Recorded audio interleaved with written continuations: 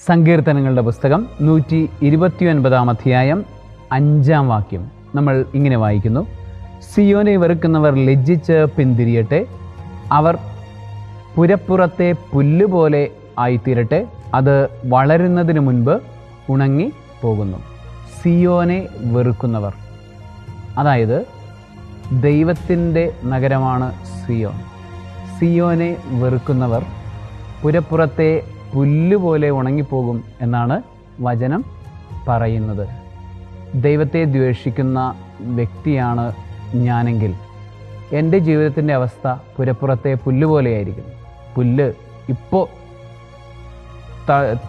തഴച്ചു നിൽക്കുന്നുണ്ടെങ്കിലും നാളെ അത് അങ്ങനെ ആവണമെന്ന് ഇല്ല. ഞാൻ തീർച്ചയായിട്ടും ഉണങ്ങിപ്പോകും എന്ന് തന്നെയാണ് വചനം പഠിപ്പിക്കുന്നത്. ആകയാൽ സിയോനെ എതിർക്കാത്ത, സിയോനോട് ചേർന്ന് നിൽക്കുന്ന